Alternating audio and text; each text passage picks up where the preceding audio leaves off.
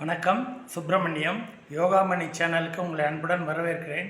இன்றைக்கி சமையல் குறிப்பில் நம்ம பார்க்க போகிறது அவல் வடை எப்படி செய்கிறதுன்னு பார்க்கலாம் வாங்க.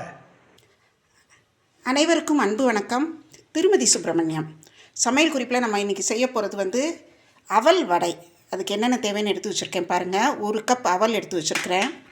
பச்சை மிளகாய் 1 டீஸ்பூன் நறுக்கி வச்சுருக்கிறேன். கொஞ்சம் பெருங்காயம், இஞ்சி 1 டீஸ்பூன் துருவி வச்சுருக்கிறேன். கருவேப்பிலை, கொத்தமல்லி, வெங்காயம். இப்போ இந்த அவலை என்ன செய்ய போகிறேன்னா, தண்ணியில் ஊற போட்டு நல்லா களைஞ்சு ஒரு 20 மினிட்ஸ் ஊற வச்சு எடுத்துகிட்டு வந்துடுறேன். அவல் நல்லா ஒரு 20 மினிட்ஸ்க்கு மேலேயே ஊறிடுச்சு. நல்லா சாஃப்ட் ஆகிடுச்சு பாருங்கள். அந்த சாஃப்டாகிற அளவுக்கு ஊற வச்சுட்டு இதை நல்லா பிழிஞ்சு ஒரு பாத்திரத்தில் போட்டுறேன். அவல் ஒரு பாத்திரத்தில் நல்லா பிழிஞ்சு போட்டாச்சு.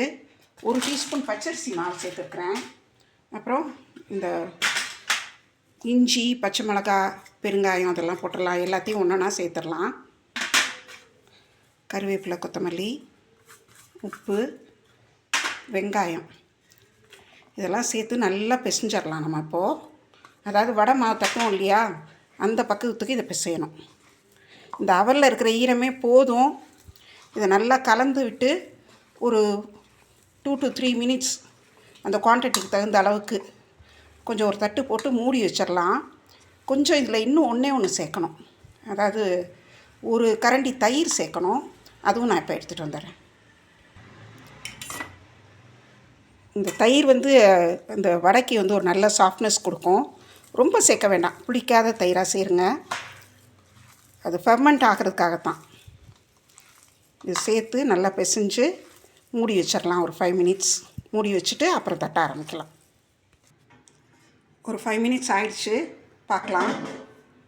நல்லா ஊறிடுச்சு. நல்லா மாவு நல்லா பைண்ட் ஆகிடுச்சு.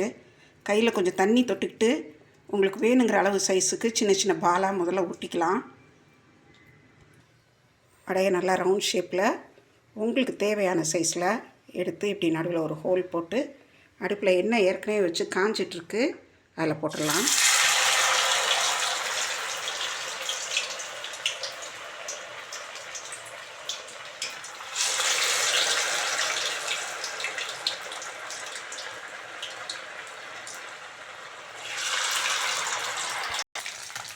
வடை 2 பக்கமும் கொஞ்சம் கோல்டன் கலரில் வந்தோடனே எடுத்துடலாம். தயிர் சேர்த்துருக்கிறதுனால வடை என்ன ஆகும்னா, அடியில் கொஞ்சம் ஸ்டிக்கியாக எண்ணெயில் ஒட்டுறதுக்கு சான்ஸ் இருக்குது. அப்போ நீங்கள் என்ன பண்ணணுன்னா, கொஞ்சம் தீ மீடியம் ஃப்ளேமாக வச்சுக்கிட்டு உடனே திருப்பாதீங்க. கொஞ்சம் அது போட்டு கொஞ்சம் அதுக்கு ஸ்டாண்டிங் டைம் கொடுத்து அதுக்கப்புறம் திருப்பி விடுங்க. சுவையான அவல் வடை தயாராகிடுச்சு. செய்கிறது ரொம்ப சுலபம், சீக்கிரம் பண்ணிடலாம். அதாவது இன்ஸ்டன்ட் வடைன்னே சொல்லலாம். அந்தளவுக்கு ரொம்ப சுலபமாக பண்ணிடலாம். அரைக்க வேண்டாம், ரொம்ப நேரம்லாம் ஊற வைக்க வேணாம்.